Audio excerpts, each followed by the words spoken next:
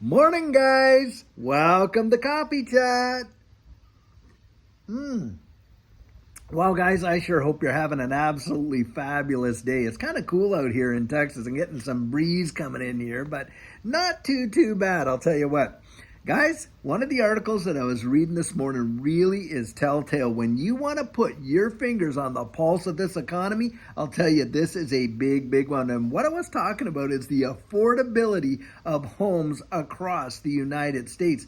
Now, according to this article, what they're putting out there right now is the average median income for American families is about $75,000 a year. However, when it comes to home buying, and especially in particular states like out in New York or in California and stuff like that, there is no chance that the majority of Americans can even possibly dream of ever owning a home if they don't own one already. And the reason for that is in California right now, and they were taking like San Jose and different areas like that and what, and they were saying, hey, the average price for a home there is over $1 million+ and you would have to earn somewhere in the neighborhood of $374,000 a year to genuinely be able to afford those homes at these interest rates. And that is absolutely ridiculous. I mean, when you think that the average house, can you imagine $1 million? And in fact, in this article, it's like $1.6 million. Can you imagine $1.6 million mortgage? I mean, those of us that are at our ages, hey, we remember the days. My first house, by the way, was $62,500 when I bought my first home. Back there, I think it was the late 80s. Actually, it was the late 80s, early 90s that we bought it. And $62,500. I mean, that is an absolute dream today, to be sure. I mean, even out here in Texas right now, the average price of a home is somewhere in the neighborhood of $350,000 to $400,000.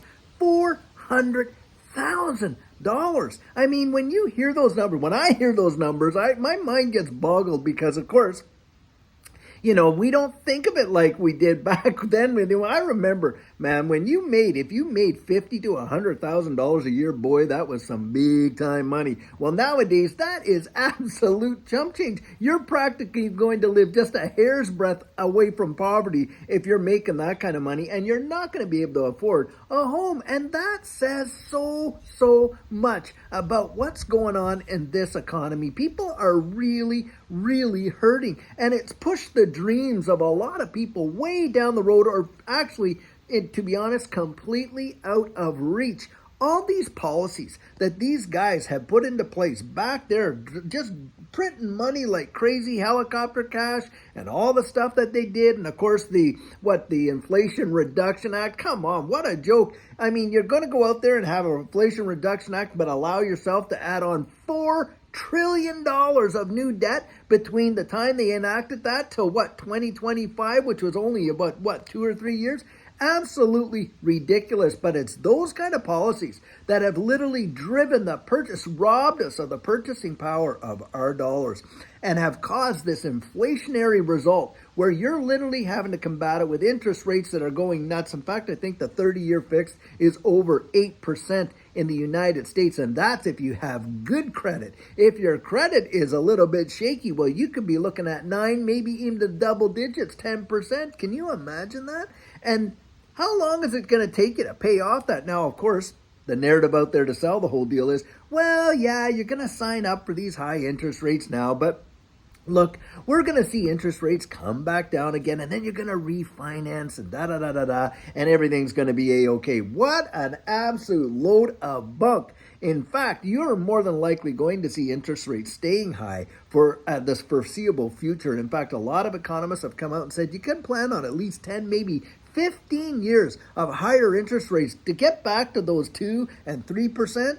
No way, guys, not happening. But to think that to buy a house today, the meet in some of these centers that you have to be making literally in California over $300,000 with the interest rates they are now to get an average home, which is $1 million to $1.5 million, And here in Texas and things like that, I was talking to one of our, mortgage brokers there, a friend of ours, and he was out there telling us flat out that, hey, look, to qualify, you're looking at having to have at least $100,000 to $150,000 of annual income per year. Well, guys, how many people out there are holding down jobs like that? Well, I can tell you right now from what I know and the estimation of watching, hey, my own kids who have degrees and have gone out there and literally, invested the time, energy, money, and effort into getting amazing educations and stuff like that are struggling to make those kinds of salaries. So there's not that many people out there, and the American dream has literally turned into the American nightmare for so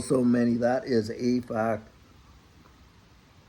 Now, also, think about it from this perspective too. Here you got a lot of people that did buy homes. Fortunately for them, they bought homes in the 2 and 3%, per year and all that kind of, the 2 and 3%, interest rates and all that kind of stuff like that.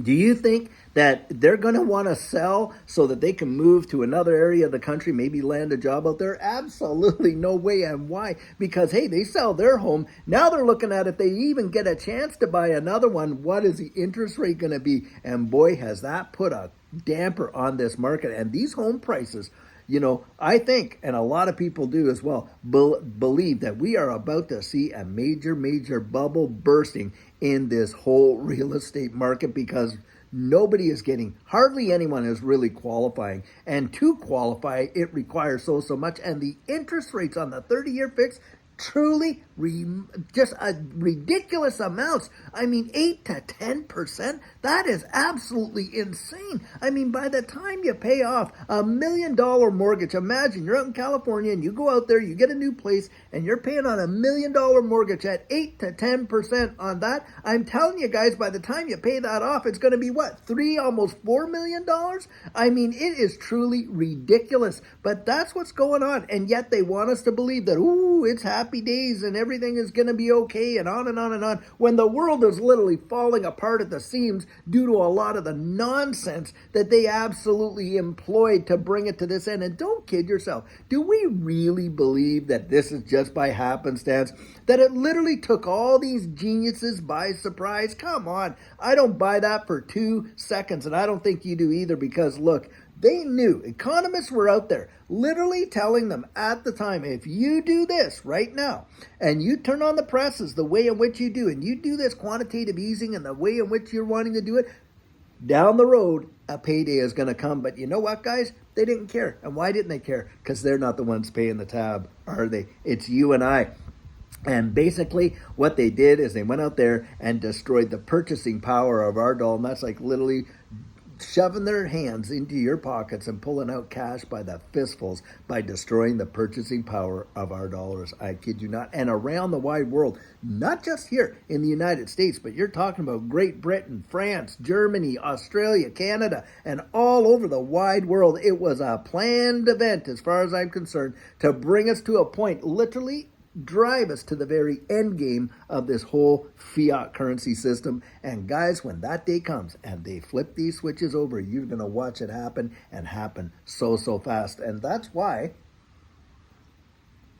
right now you have the big wigs out there, and boy, are they ever singing Bitcoin song and this digital asset space song. They're singing the praises. And what? Now they're even calling it, hey, a safe haven asset. Can you imagine? What a change in narrative from back there where, oh man, the only people getting involved in this are fraudsters and tax cheaters and the like, and on and on and on. Boy, has the narrative ever changed. And guys, it's because they're ready to kind of flip the switches. And you know what it's like. I know what it's like. I can't tell you when, but I'll tell you what, we know the signs of the seasons, right?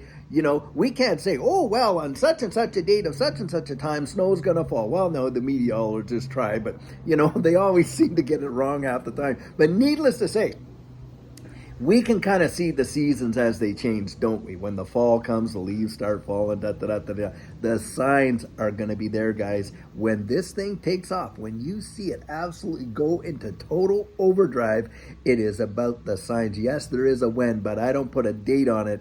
I actually put it on based on events. And when we see some certain events start to fall off and some dominoes fall, watch out, because here it comes in a powerful way, and it's going to take most people by absolute surprise. I'll tell you what. Wow.